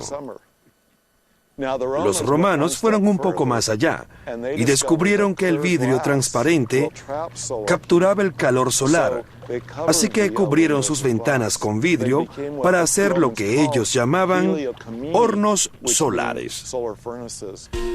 2 milenios más tarde, en el siglo XIX, nació el equivalente de esta tecnología, el calentador de agua solar de techo que atrapaba los rayos del sol en un recolector de vidrio y calentaba el agua rápidamente en el interior de tubos de agua aislados. Para comienzos del siglo XX, el 30% de los hogares en Pasadena, California, utilizaban calentadores de agua solares. El mismo concepto se utiliza actualmente para proveer agua caliente a millones de personas a un bajo costo, incluso en climas fríos y nublados. En casi todos los hogares, la electricidad proveniente del gas natural se utiliza principalmente para calentar agua. Usar el sol para hacer esto es mucho más económico. La energía térmica solar también puede producir electricidad a un bajo costo. Las plantas solares gigantes como esta ubicada en el desierto Mojave de California no utilizan paneles fotovoltaicos para convertir la luz en electricidad. En lugar de ello, estos espejos concentran los rayos solares sobre un fino tubo de absorción que corre sobre sus puntos focales. Dentro del tubo hallamos un aceite sintético que recibe el calor intenso. Llega a unos 1000 grados centígrados. Les recomiendo que nunca pongan la mano sobre el foco de uno de estos espejos, porque les abrirá inmediatamente un agujero en la piel. El aceite caliente hace hervir agua, creando un vapor que hace girar unas turbinas. Luego el aceite vuelve a circular a través del circuito cerrado.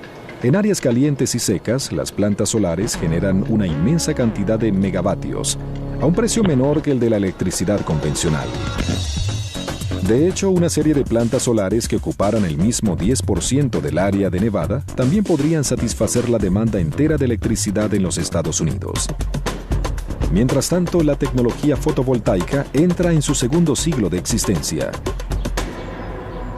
Ha avanzado mucho desde 1940, cuando Albert Einstein probó que la luz estaba compuesta de minúsculos paquetes de energía llamados fotones, que podían ser transformados en electricidad. Las células fotovoltaicas alcanzaron su primer gran logro en los años 50 gracias a la carrera espacial.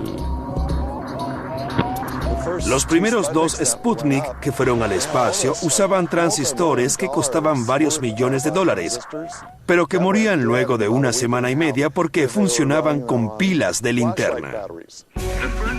Ya se ha creado el primer satélite artificial del planeta Tierra. En cambio, los satélites del programa espacial estadounidense que usaban energía solar fueron un éxito inmediato. Hoy en día, los paneles fotovoltaicos siguen siendo la fuente de energía de la mayoría de los satélites y sondas espaciales del sistema solar.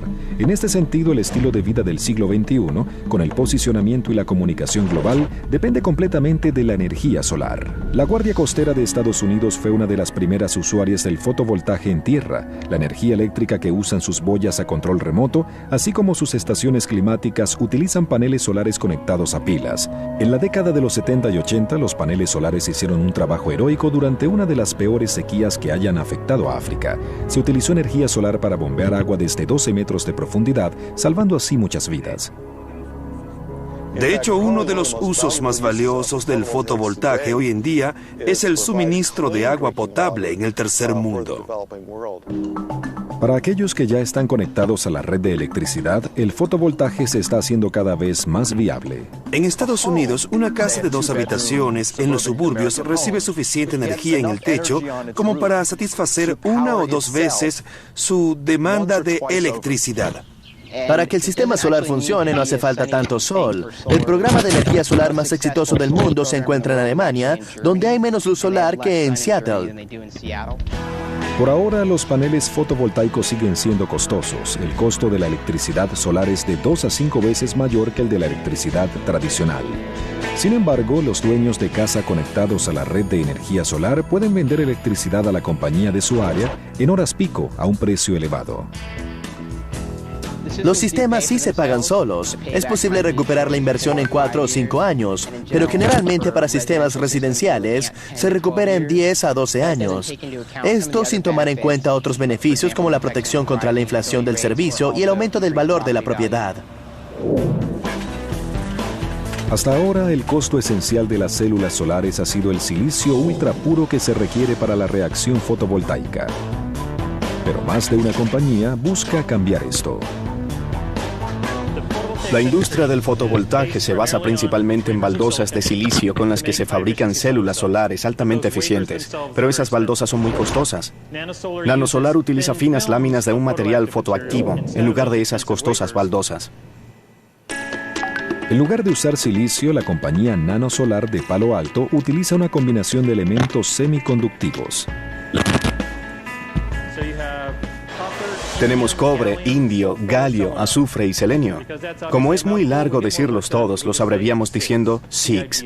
CIGSS. Es un material hermoso que absorbe la luz solar con mucha facilidad, por lo que podemos usar capas muy finas. Tan finas que el material de absorción se fabrica a muy pequeña escala. Luego se imprime, literalmente, sobre un substrato de papel de aluminio como tinta fotovoltaica. En esta máquina experimental, el papel de aluminio se desplaza muy lentamente, pero se pueden construir máquinas similares capaces de operar a cientos de metros por minuto. Dado esto, estas máquinas relativamente económicas pueden utilizarse para fabricar una enorme cantidad de células fotovoltaicas. Los paneles solares de esta clase, así como los de silicio, pueden formar parte de la superficie misma de cualquier edificación en techos, vidrios de ventana e incluso, próximamente, en pinturas. El fotovoltaje integrado en las construcciones reducirá aún más el costo de la electricidad solar. Se debe a que no habría que comprar paneles ni infraestructura, se compraría todo de una sola vez. En mi laboratorio se han examinado prospectos según los cuales se obtendría del sol entre el 20 y el 25% de la demanda energética, fabricando un material que se pudiera poner en todas partes. El calor del sol también hace surgir una fuerza invisible y poderosa conocida como viento. En cuanto a las tecnologías energéticas del futuro, el viento será una fuerza a ser tomada muy en cuenta.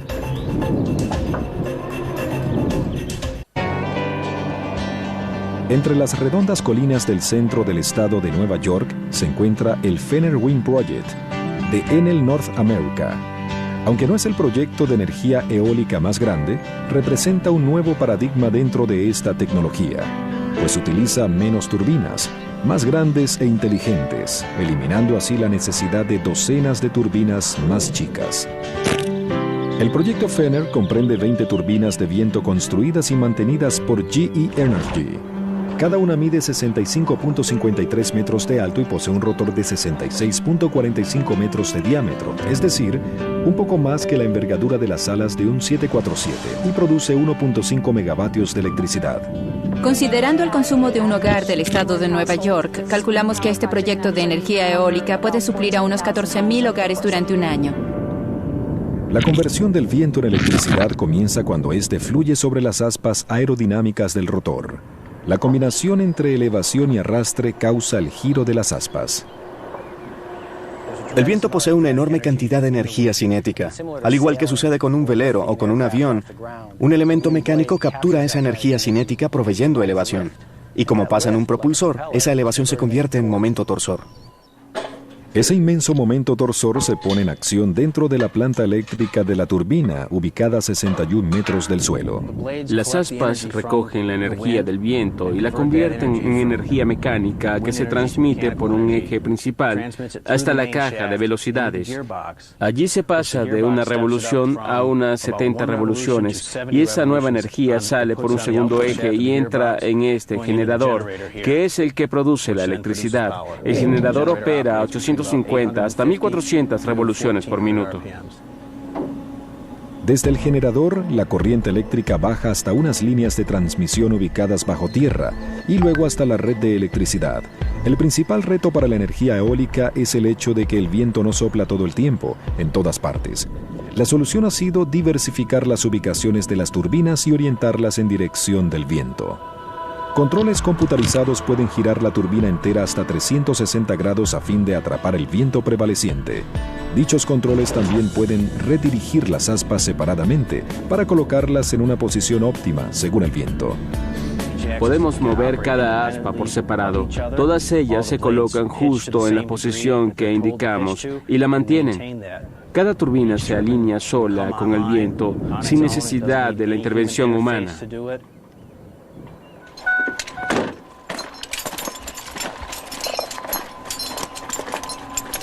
Sí se requiere un personal técnico para el mantenimiento de la turbina. De vez en cuando cambian algún bombillo. Quienes teman a las alturas no apliquen para este trabajo. Tal vez tengo la mejor vista desde mi oficina en todo el condado de Madison. Solo miren desde aquí arriba, es absolutamente precioso.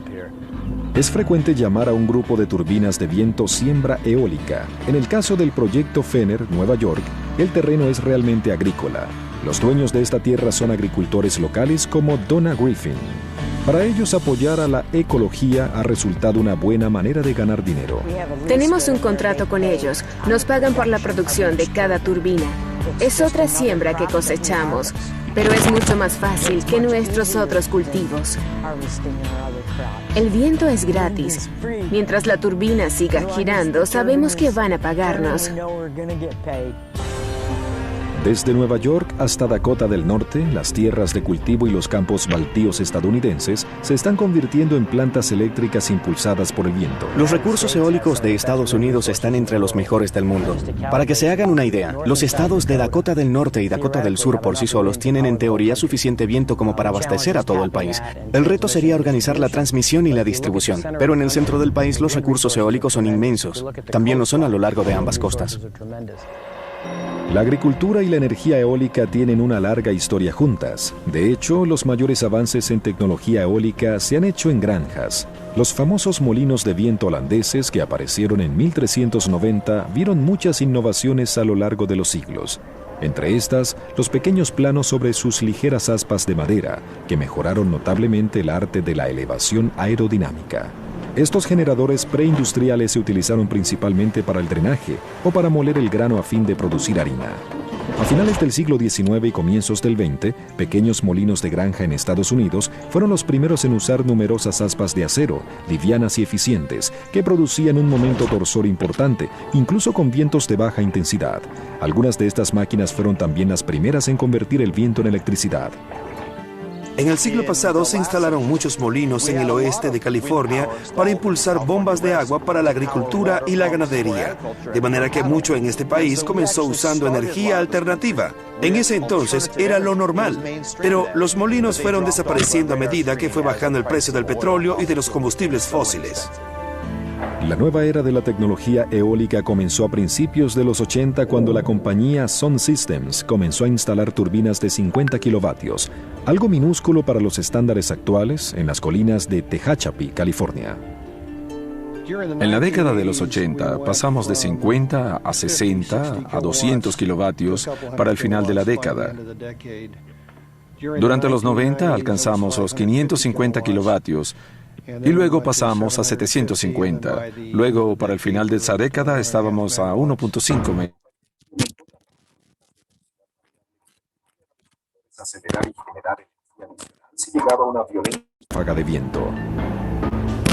Avances como estos, aunados a controles computarizados más inteligentes y a diseños de rotores más livianos, económicos y aerodinámicos, han hecho que el costo de la energía eólica pueda competir con el gas natural o incluso con el carbón. La energía eólica está experimentando un crecimiento exponencial. Dentro de poco, varios países europeos pasarán a obtener el 20% o más de su electricidad por este medio.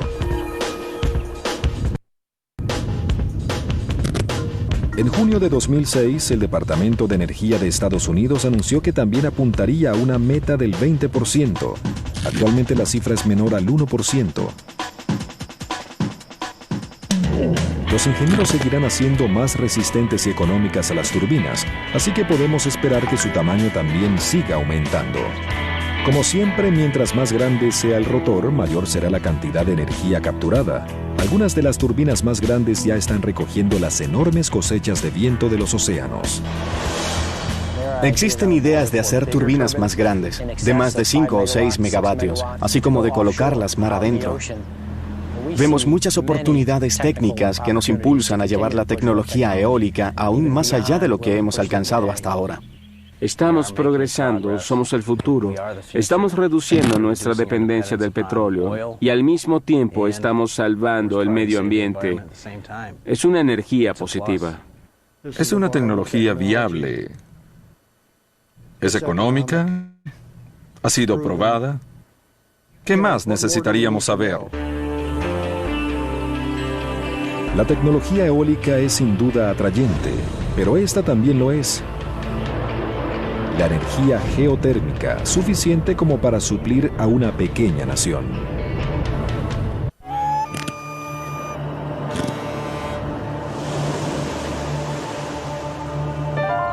Una pequeña nación insular rodeada de volcanes y ubicada justo debajo del círculo ártico ha emergido como líder mundial en energía renovable. Aprovechando su riqueza de fuego y agua, el pueblo de Islandia se ha vuelto casi independiente energéticamente. Abundantes lluvias y el derretimiento de los glaciares proveen una energía hidroeléctrica que representa el 80% del consumo de la nación. Esta agua también baja hasta una superficie porosa bajo tierra y continúa hasta unas rocas que el magma calienta y que se encuentran cerca de la superficie en Islandia.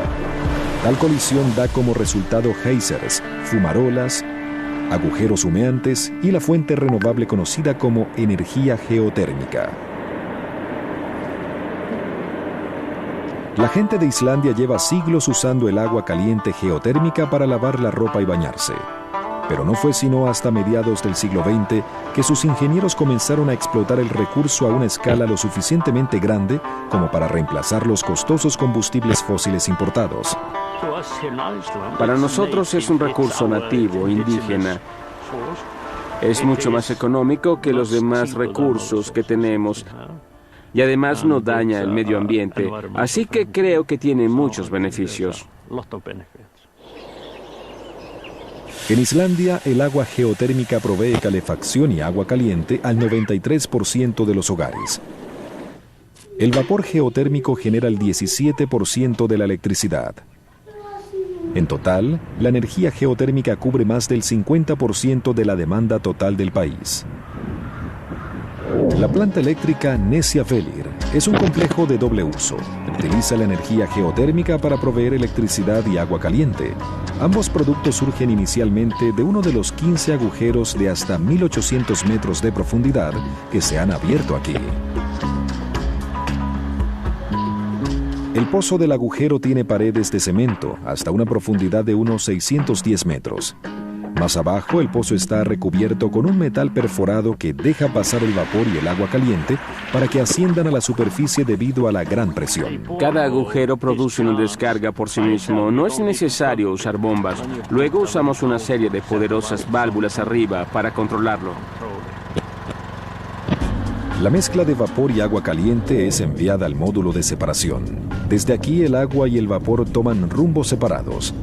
El vapor se dirige al desvaporizador, donde se elimina la humedad que podría dañar las turbinas. El vapor de agua en exceso se expele al ambiente junto con cantidades mínimas de gases de efecto invernadero. En el transcurso de un año, esta planta emitirá 12.000 toneladas de tales gases, es decir, la misma cantidad que una planta que utilice carbón emite en 5 días. Una planta geotérmica de electricidad funciona exactamente como cuando se utiliza carbón para hacer girar una turbina, pero en este caso se utiliza un vapor natural. Y lo que sirve para producir electricidad es la presión del vapor, no el calor como tal. El vapor hace girar una de 4 turbinas a 3.000 revoluciones por minuto. Las turbinas se combinan para generar 120 megavatios de electricidad, la cual se envía a Reykjavik. Nesjavellir es una zona geotérmica de alta temperatura. Quiere decir que el agua que hay bajo la superficie puede, en virtud de su temperatura, disolver sulfuro y otros minerales corrosivos, Por eso no puede usarse directamente en el sistema de calefacción de la población. Así la planta emplea agua geotérmica para calentar agua fresca secada de un pozo natural cercano. En la primera etapa del calentamiento, el vapor en exceso de las turbinas que producen electricidad se usa para llevar el agua fría a 51.6 grados centígrados. 125 grados Fahrenheit no es suficiente para nosotros, así que debemos calentar el agua un poco más, hasta 86 grados centígrados. Eso equivale a unos 187 grados Fahrenheit. Esto lo hacemos en un intercambiador de calor. Dentro del intercambiador de calor, el agua salada geotérmica lleva rápidamente al agua fresca hasta su temperatura deseada de 86 grados centígrados. Seguidamente, el agua fresca ya caliente se bombea a la tubería colina arriba. Desde ahí el agua fluye por la tubería hasta Reykjavik por gravedad. El calor que se pierde en el camino es menos de 2 grados centígrados. Se pierde en 1,8 grados. Así que podríamos decir que el aislamiento de la tubería es casi perfecto.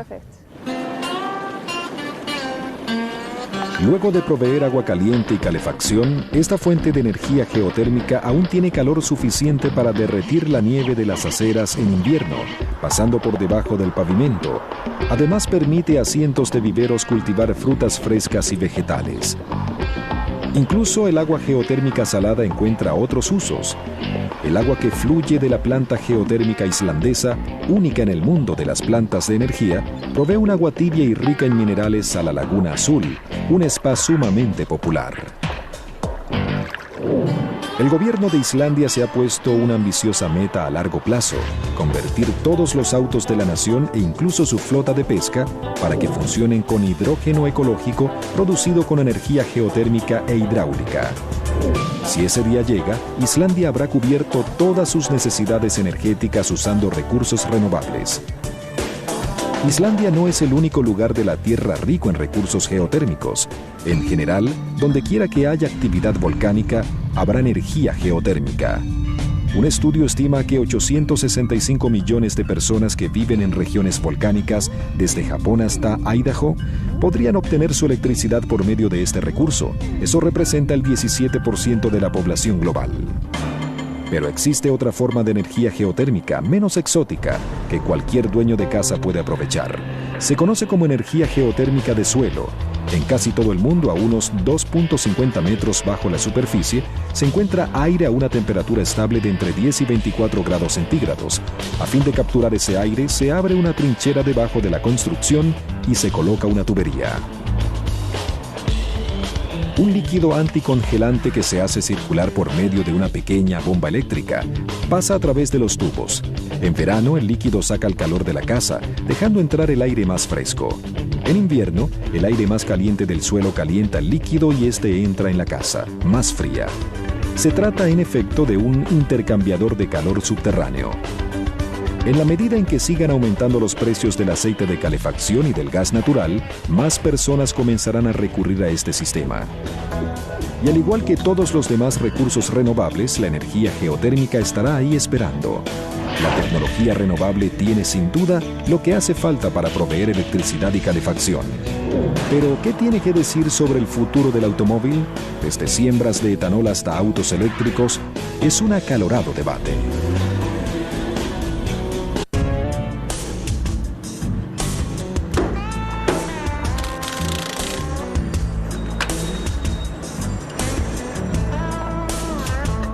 A primera vista parece un típico taller mecánico, pero Lovecraft Biofuels, ubicado en Los Ángeles, no tiene nada de típico. En apenas 3 horas, y por $200, ellos hacen que un motor de diésel funcione con aceite vegetal, 100% estadounidense.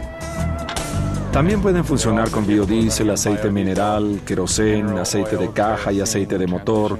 No es deseable que el motor funcione con todas estas opciones, pero después de la conversión tiene esa capacidad. El petróleo, que representa el 30% del gasto energético mundial, es cada vez más escaso. Por tanto, no sorprende ver a los clientes alineándose para cambiarse a otro tipo de combustible que sea renovable. Para muchos autos de diésel, la conversión solo requiere añadir un filtro especial de alto flujo. y un intercambiador de calor que utiliza refrigerante, calentado por el motor, para llevar el refrigerante, calentado por el motor, para llevar el aceite vegetal a la temperatura adecuada. Si se logra bien ese equilibrio, el motor funciona de maravilla, a veces incluso mejor que con el diésel.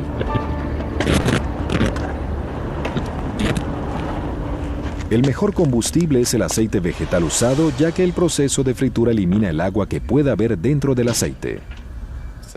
Así, quien hace un trato con un restaurante para llevarse el aceite usado, libre de costo, se ahorra una fortuna. Esto se debe a que así el restaurante evita pagar el costo de desechar el aceite y el conductor obtiene combustible gratis. El aceite vegetal nuevo funciona casi tan bien como el usado. Al parecer el mejor es el aceite de semilla de algodón, pero el de soya es el más fácil de conseguir, funciona de maravilla y es el más barato. Así que preferimos el aceite de soya, puede servir a los agricultores, mantiene el dinero dentro de la economía estadounidense y ya cuenta con una infraestructura. Aunque la idea de que un auto funcione con aceite de cocina pueda parecer graciosa, el combustible de aceite vegetal es parte de la solución a un problema realmente serio. Casi el 20% de los gases de efecto invernadero que producen el recalentamiento global provienen directamente de los automóviles. Además de ser renovables, los biocombustibles desde el aceite vegetal hasta el biodiesel y el etanol tienen al menos dos ventajas ambientales sobre la gasolina. Sus emisiones son menores en cantidad y menos tóxicas. Y lo que es más importante, su emisión de carbono podría verse compensada por el carbono que el propio biocombustible extrajo de la atmósfera cuando era una planta. El biodiesel, que se fabrica de los aceites grasos de la planta, y el etanol, un combustible alcohólico destilado del azúcar de la planta, son los biocombustibles más populares del momento y provienen de la historia misma de los automóviles. Rudolf Diesel construyó su motor para que funcionara con aceite de cacahuate. Henry Ford diseñó el modelo T para que funcionara con etanol. Luego entró a la escena el petróleo y apareció la gasolina, que era mucho más económica que el etanol. En ese entonces no éramos tan eficientes produciéndolo. Cada nuevo descubrimiento de petróleo doméstico, por ser más económico, fue marginando a aquellos primeros biocombustibles. Ahora estamos cerrando el círculo al retornar a lo que utilizábamos al comienzo. En Estados Unidos, la materia prima más popular para la producción de etanol es el maíz, pero el etanol de maíz genera apenas un poco más de energía que la cantidad de combustibles fósiles necesarios para cultivar y destilar el grano.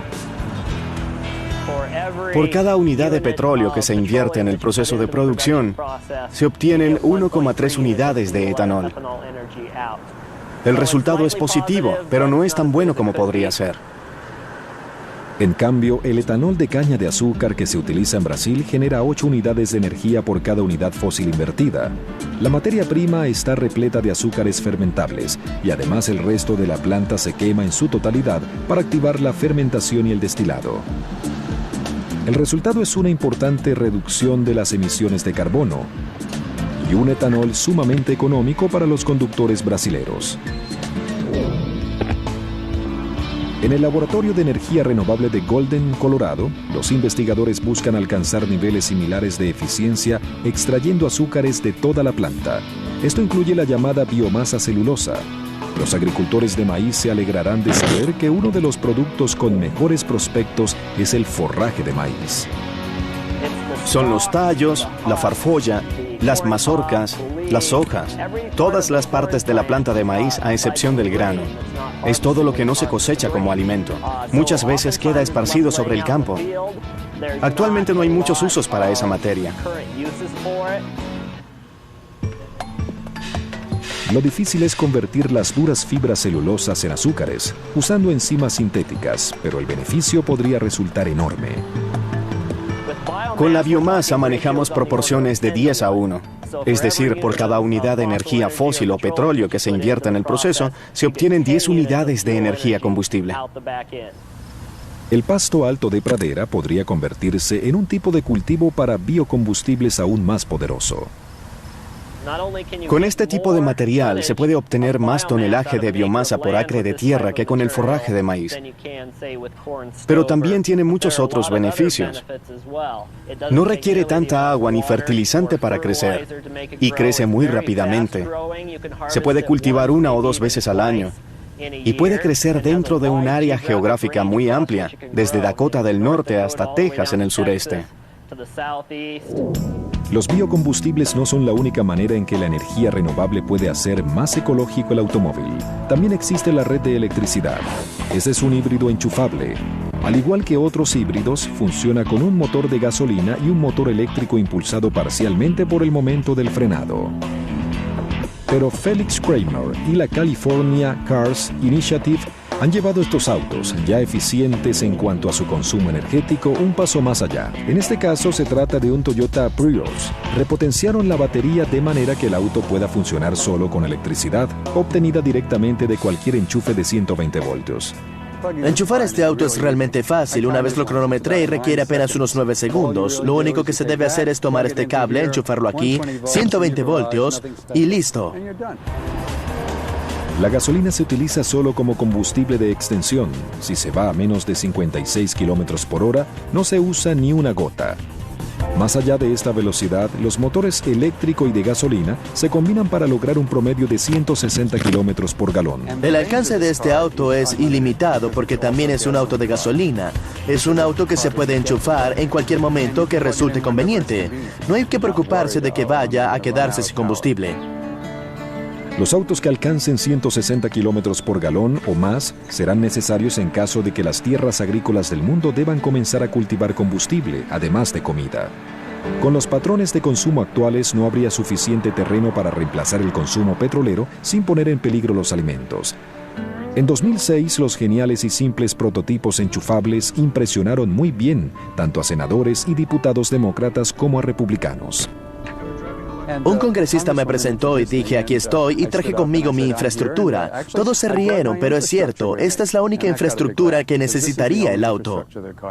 Como sabemos, hoy en día la electricidad se genera principalmente con combustibles fósiles, pero quienes proponen el prototipo enchufable tienen la visión de una red eléctrica cada vez más ecológica, que se usaría para cargar la batería del auto, y los biocombustibles celulosos servirían para llenar el tanque. Ciertas corporaciones hablan de instalar puertos solares para autos, pondrían células fotovoltaicas en los techos de sus garajes y la gente enchufaría ahí sus híbridos o autos completamente eléctricos durante el día.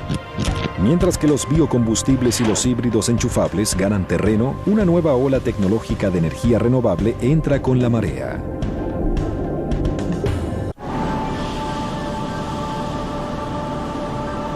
Aunque los océanos cubren más del 70% de la superficie terrestre, apenas hemos comenzado a aprovecharlos directamente como fuente de energía.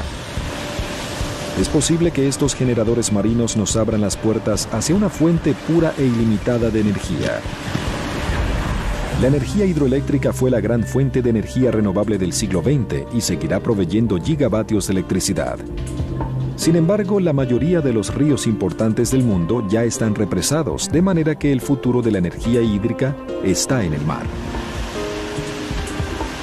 De entre las diversas tecnologías que capturan la energía oceánica, la descarga de marea es la más cercana en diseño a la energía hidráulica tradicional. El sistema consiste en una represa que recoge agua de la marea alta hasta que haya suficiente potencial para generar energía.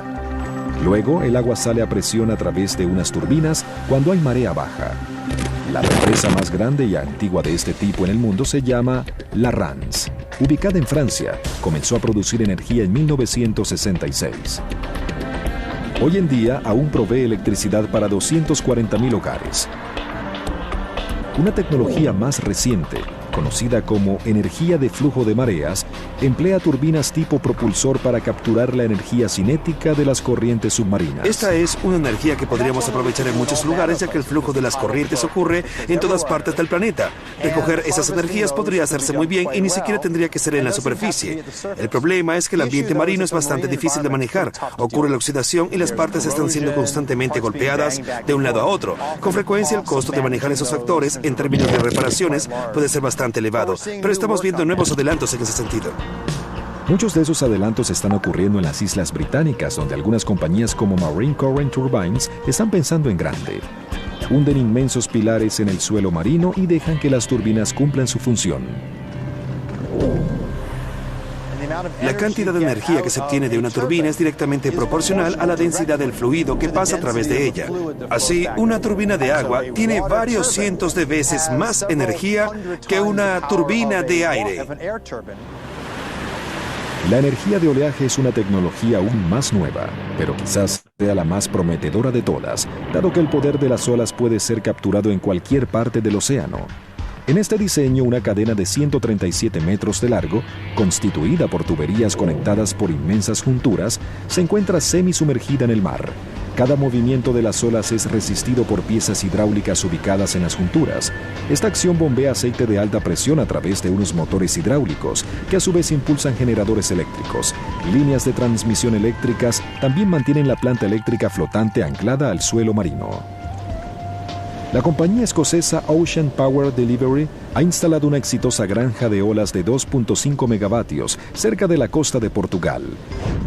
Una granja de olas que ocupara menos de 1.3 kilómetros cuadrados de océano podría generar 30 megavatios de electricidad, es decir, suficiente para 20.000 hogares británicos.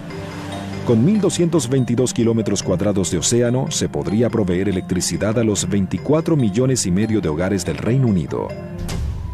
Cada región de la Tierra tiene sus propios recursos renovables, desde el vasto potencial eólico de Dakota del Norte hasta la enorme cantidad de energía solar que hay en el Sahara.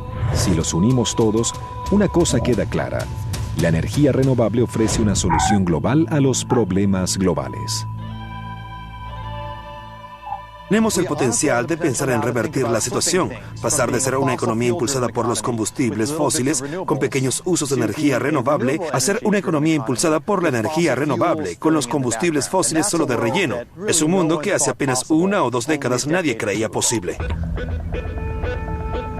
La tecnología funciona, pero un futuro renovable requiere también de cierta voluntad política y de una nueva manera de pensar en la que una granja cultiva el viento. Una cosecha genera combustible y un techo puede convertirse en una planta eléctrica.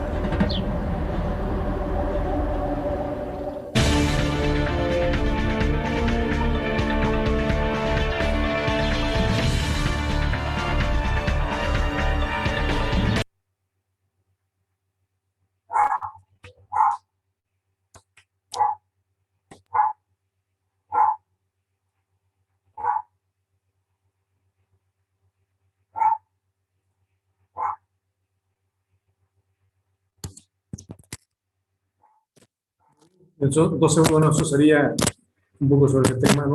La primera parte, como decíamos, de la unidad 3. Y bueno, ahí vemos, ¿no?, que también tenemos las soluciones, ¿no?, presentes. Es decir, no hay que inventar nada nuevo, solamente implementarlas, ¿no? Bien, no sé si hay alguna pregunta entonces para ir cerrando por hoy día. Ya he visto que han colocado la asistencia en el chat. Muy interesante el video, ingeniero. Que ha sido de buen provecho. Y bueno, entonces hay que pensar en lo local, ¿no? Que y ahí estamos nosotros en industrial, ¿no?, para dar forma a este proyecto, ¿no?, también sostenible. Bueno, gracias Jaime entonces por el comentario. Jueves, ¿no? Nos vemos pues con Fede, ya les paso el enlace este día. Luego se cuida mucho, no se afloja el barbijo. Hasta luego, ingeniero. Ingeniero.